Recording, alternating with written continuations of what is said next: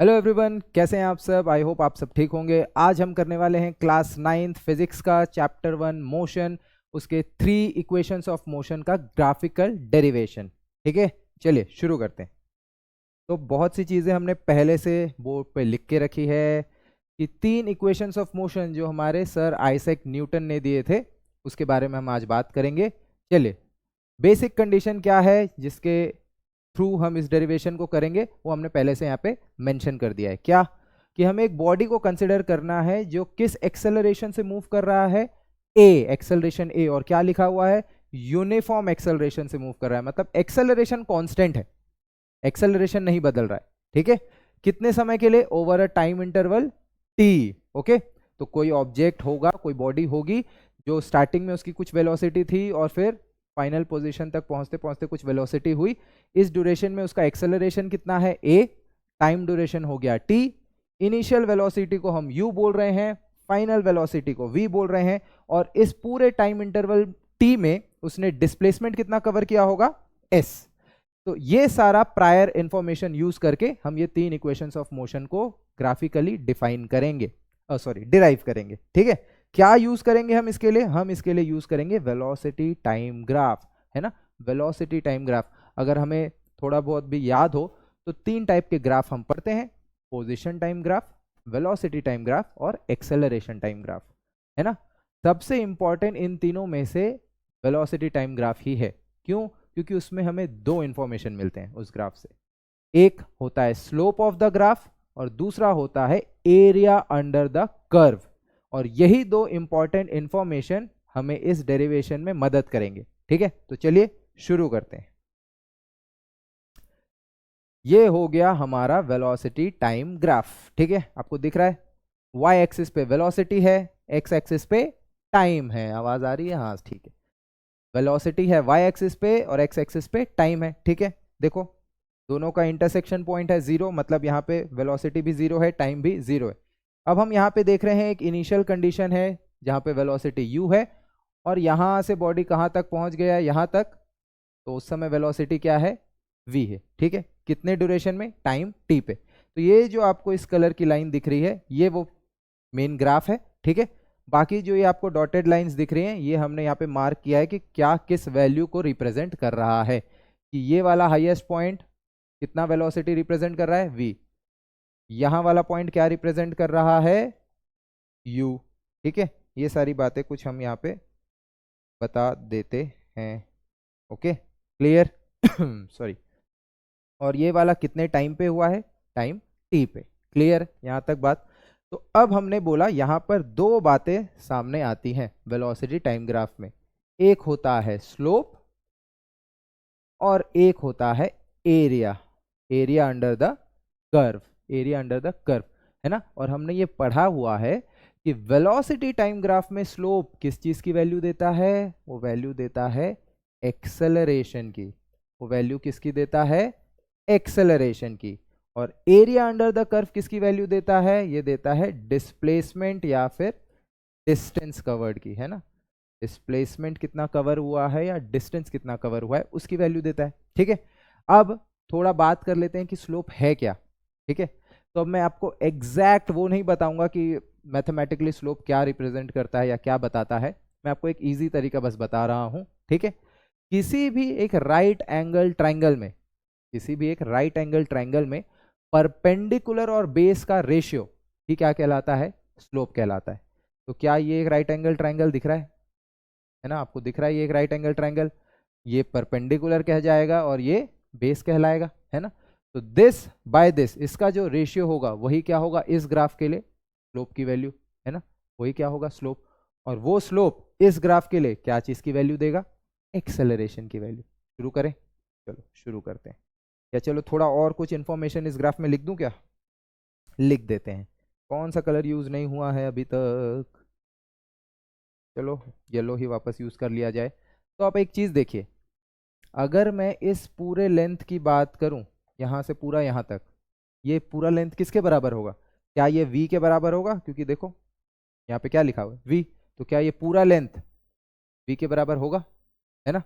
वैसे ही यहां से लेकर यहां तक की लेंथ ये किसके बराबर होगा, है ना, क्योंकि वही हमारे लिए काम का है। ठीक है, तो ये पूरा लेंथ हुआ v, यहाँ से यहाँ तक का लेंथ कितना हुआ u, जो मैं यहाँ पे भी लिख सकता हूँ। ठीक है, ये सब मैं मिटा दूंगा, ठीक है, क्योंकि हमें इससे मतलब नहीं है, हमें मेन मतलब है c से लेके b तक का लेंथ कितना होगा, ये हाइट कितनी होगी, है ना, ये हाइट कितनी होगी। तो अगर मैं आपको बोलूँ ये 10 है, ये 4 है, तो ये हाइट कितनी होगी 6। कैसे निकाला, इतने में से इतना माइनस करके, सब्ट्रैक्ट करके। सिमिलर वे में हम क्या वो वेरिएबल के साथ भी कर सकते हैं, बिल्कुल कर सकते हैं। अगर ये पूरा v है, ये u है, तो ये इतना हाइट कितना होगा v minus you, v minus you. तो मैं वही लिखता हूँ सीधा। ठीक है, ये सारा अननेसेसरी चीज़ जो है इसे मिटा देता हूँ। और अब अगर आप समझ गए हैं तो सीधा हम लिखेंगे यहाँ से यहाँ तक का लेंथ जो हो जाएगा v माइनस यू। और यहाँ से यहाँ तक का लेंथ तो आपको डायरेक्टली दिख रहा है कि वो किसके बराबर है, t के बराबर है ना, t के बराबर। तो क्या मुझे मिल गया, परपेंडिकुलर और बेस मिल गया ना, परपेंडिकुलर और बेस। ठीक है, बेस t है, परपेंडिकुलर है v माइनस यू। तो चलो शुरू करते हैं, फर्स्ट इक्वेशन ऑफ मोशन। चलो, तो पहला इक्वेशन ऑफ मोशन यूज करता है कौन सी property, slope of velocity time graph, slope of velocity time graph. तो slope of velocity time graph को कैसे लिखेंगे हम, परपेंडिकुलर बाय बेस, अभी बताया आपको। तो परपेंडिकुलर क्या है, C B upon E B, C B upon E B लिख दिया हमने, C B upon E B. अब आप बोलेंगे स्लोप क्या चीज़ की वैल्यू देता है, तो स्लोप देता है एक्सेलरेशन की वैल्यू। और अब ग्राफ से सी बी और ई बी की वैल्यूज देख लेते हैं। तो सी बी है v माइनस यू और ई बी या ओ ए की वैल्यू है t। तो अब हम यहाँ पे लिख देंगे v minus u by t. अब हम थोड़ा बहुत ट्रांसपोज करेंगे और हमें पहला इक्वेशन ऑफ मोशन मिल जाएगा। t को इधर ट्रांसपोज किया, a into t is equals to v minus u, u को इधर ले आइए तो क्या मिलेगा आपको, u आ जाएगा पॉजिटिव में, u प्लस ए टी, यही हुआ v। इसी को फिर से लिख देते हैं, v is equals to u plus a t. यही है आपका पहला equation of motion. This is your first equation of motion. ध्यान से देख लीजिए, यहाँ पे इसका डेरिवेशन खत्म, इतना ही था, है ना। क्या फंडा यूज हुआ, slope of which graph, velocity time graph, है ना। हमने यहाँ पे फर्स्ट स्लाइड में ही लिख दिया था कि यूज क्या करेंगे हम, वेलोसिटी टाइम ग्राफ यूज करेंगे, है ना, वेलोसिटी टाइम ग्राफ। चलो अब आते हैं सेकेंड फंडे पे, जहां पर बात होगी एरिया अंडर द कर्व। अब ध्यान से देखिए, हमने क्या बताया था, मेन कर्व हमारा क्या है, ई से लेके सी, है ना, ई से लेके सी यही कर्व है। तो इसके नीचे का एरिया मतलब ये पूरा एरिया ओ ए सी ई ओ, ये शेप, है ना, ये पूरा शेप, इसका एरिया अगर हम निकाल लें तो हम किस चीज़ की वैल्यू मिल जाएगी, हमें डिस्प्लेसमेंट की वैल्यू मिल जाएगी, है ना, मिल जाएगी। अब बताइए ये शेप है क्या, क्या शेप देखा देखा सा है, जाना पहचाना सा है, आप जानते हैं इसका नाम, इस शेप को बोलते हैं ट्रपेजियम, है ना, इस शेप को क्या कहते हैं, ट्रपेजियम। अब ट्रपेजियम का फॉर्मूला अगर आपको आता है एरिया निकालने का तो अच्छी बात है, नहीं आता है तो भी निकाला जा सकता है। कैसे निकाला जा सकता है, ये ट्रपेजियम एक रेक्टेंगल और एक ट्रायंगल को जोड़ के ही तो बना है ना। ये ट्रपेजियम एक रेक्टेंगल और एक ट्रायंगल को जोड़ के बना है। क्या हमें रेक्टेंगल का एरिया नहीं आता, आता है भाई। क्या हमें ट्रायंगल का एरिया नहीं आता, आता है। रेक्टेंगल का क्या होता है, लेंथ इनटू ब्रेड्थ। ट्रायंगल का क्या होता है, half base into height, half base into height. तो अब देखो इस रेक्टेंगल में, इस रेक्टेंगल में लेंथ, लेंथ u है, ब्रेड्थ t है, u इंटू टी इसका एरिया हो गया। ये ट्राइंगल में हाफ के बाद बेस, बेस क्या है t, हाइट क्या है v माइनस यू, यही यूज करेंगे। तो चलो आ जाते हैं हम सेकेंड इक्वेशन ऑफ मोशन में, जहां हम फंडा क्या यूज करेंगे, area under the curve, area under the curve. Colour क्या ले लें अब, चलो ग्रीन ले लेते हैं। हम यूज करेंगे एरिया अंडर द कर्व। ठीक है, पूरा एरिया अंडर द कर्व नहीं लिख रहा हूँ, एरिया लिख दे रहा हूँ। ठीक है, एरिया क्या होगा, एरिया तो आपने बोला कि एरिया होगा area of rectangle, area of rectangle plus area of triangle, area of triangle. थोड़ा उनका नाम भी बता देते हैं, क्या क्या नाम है भाई उनका। रेक्टेंगल का नाम है ओ A B E, O A B ई, यही नाम है ना। रेक्टेंगल का नाम है ओ ए बी ई, और ट्राइंगल का क्या नाम है, बी ई, ई बी सी, यही नाम होगा मेरे ख्याल से, ई बी सी। चेक कर लेता हूँ फिर भी। अरे सही है भाई, ई बी सी। ठीक है, चलो। अब हमने क्या बोला था कि एरिया क्या चीज़ की वैल्यू देता है, एरिया क्या चीज़ की वैल्यू देता है, डिस्प्लेसमेंट। डिस्प्लेसमेंट को किससे शो कर रहे हैं, एस से, स्मॉल एस से डिनोट कर रहे हैं। अब चलिए एरिया लिख दीजिए। Area of rectangle O A B E, O A B E, है ना, ओ ए बी ई। तो इसका वापस देखना पड़ जाएगा क्या मुझे,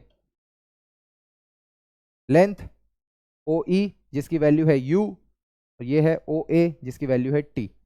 तो ओ E into O A, O E into O A, O E into O a, ये हो गया एरिया ऑफ रेक्टेंगल।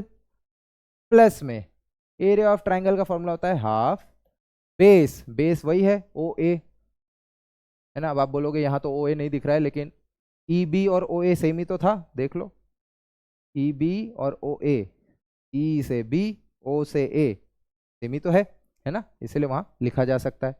ठीक है, तो ये लिख दिया हमने। और हाइट क्या हो गया, हाइट हो गया ये बी सी। ठीक है, चलो सारे वैल्यूज रख देते हैं। S is equals to O E, ये है U, ओ ए ये है T, आ गया U into T, plus half base है ओ ए, अगेन T आ जाएगा, और बी सी क्या है, B minus you, B minus you, है ना, यही है। अब आइए फर्स्ट इक्वेशन में, और ध्यान से देखिए, क्या v माइनस यू की जगह ए टी लिखा जा सकता है ना, बिल्कुल लिखा जा सकता है। v माइनस यू के बदले a इंटू टी लिखा जा सकता है, कर देते हैं। v माइनस यू के बदले हमने लिख दिया, v माइनस यू के बदले हमने लिख दिया a इंटू टी। तो क्या बन जाएगा ये, t into T, T square. और यहीं आपको मिल गया आपका second equation of motion, U T plus half A T square. ठीक है, this is your second equation of motion. ठीक है, ये यहाँ डिराइव हो गया। ठीक है, क्लियर क्लियर क्लियर। चलिए आ जाइए थर्ड में। थर्ड में भी यही फंडा यूज होगा कि area under the curve in velocity time graph किसकी वैल्यू देता है, किसकी वैल्यू देता है, डिस्प्लेसमेंट की वैल्यू देता है। ठीक है, बस अब इस बार हम क्या करेंगे, हम ट्रेपेजियम का एरिया ब्रेक करके नहीं बल्कि डायरेक्टली बाय फॉर्मूला लगाएंगे, जो होता है half sum of parallel sides into height, half sum of parallel sides into height. इस फंडे से हम लिखेंगे। चलो इस बार वाइट ले लेते हैं। तो हमने अगेन बोला एरिया, इस बार एरिया होगा सीधा area of trapezium, area of trapezium. Trapezium का नाम कहाँ से शुरू, ओ ए सी ई ओ, ओ ए सी ई ओ, ये ट्रपेजियम का एरिया। तो एरिया क्या चीज़ की वैल्यू देता है, एस की, डिस्प्लेसमेंट। और ट्रपेजियम का फॉर्मूला क्या बोला मैंने अभी, half sum of parallel sides into height. तो हमने लिखा half sum of parallel sides into height आने वाला है। ठीक है, तो चलो आपको फिगर में दिखा देते हैं कौन है दो पैरेलल साइड्स। देखो, क्या ये और ये, यही है parallel sides, this and this, है ना। ओ ई एंड ए सी, ओ ई किसके बराबर है, यू के बराबर है। ए सी किसके बराबर है, पूरा वी के बराबर है ना। और हाइट क्या हो गया, ओ ए। ठीक है, ओ ई ए सी ओ ए, ओ ई ए सी ओ ए, कहाँ गया, ओ ई प्लस ए सी, और इनटू में क्या आ गया, यहाँ इनटू है, इनटू में क्या आ गया, इनटू में आ गया ओ ए। चलिए सबकी वैल्यूज डाल देते हैं। तो ये हुआ half, half o e, this is u, a plus plus a c, this is v, o a ये होता है टी, ठीक है। So half u plus v into t, ठीक है।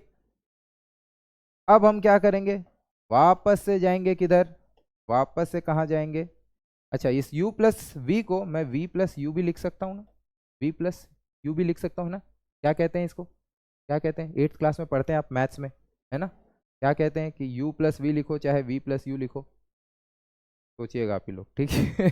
ओके चलिए फर्स्ट इक्वेशन में वापस आइए और ध्यान से देखिए, यहाँ पर इस वाले चीज को देखिए, यहाँ पर आप 2 मिनट, क्या चाहिए, बैग ये लो, थोड़ा वो चल रहा है थोड़ा ठीक है। ओके तो यहां से हम अगर t को इधर भेज दें और a को इधर, तो क्या आपको ये वैल्यू मिलेगी, t is equals to v minus u by a, मिलेगा, है कि नहीं मिलेगा, ठीक है। तो चलो ये वैल्यू ले जाके पुट कर देते हैं, t के जगह हमने लिखा v माइनस यू बाय ए, ठीक है, ओके ये हमने लिख दिया, और इसी वजह से क्योंकि यहाँ v माइनस यू आने वाला था, इसीलिए हमने इसे u प्लस वी ना लिख के v प्लस यू लिखा, क्यों, क्योंकि अब हमें एक आइडेंटिटी पता है, a plus b into a minus b क्या बनता है, a square minus b square, तो ये क्या हो जाएगा, s इज इक्वल्स टू ऊपर हो गया b square minus u square, नीचे में 2 इंटू ए, 2a, इसे इधर ट्रांसपोज कर दीजिए, 2as is equals to v square minus u square. So finally अब मैं यहाँ लिख देता हूँ, हमारा थर्ड इक्वेशन बना v square minus u square is equals to 2as, इस पे भी बना देते हैं डब्बा, एंड फाइनली हमारे तीनों इक्वेशंस ऑफ मोशन हो गए derive using graphical method. Graphical method में कौन सा ग्राफ यूज किया हमने, वेलोसिटी टाइम ग्राफ यूज किया।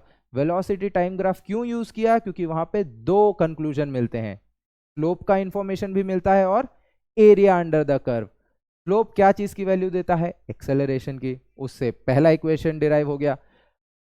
Area under the curve value देता है डिस्प्लेसमेंट कवर्ड की या डिस्टेंस कवर्ड की, उससे सेकेंड और थर्ड इक्वेशन डिराइव हो गए। Okay so that was it, thank you, okay all the best.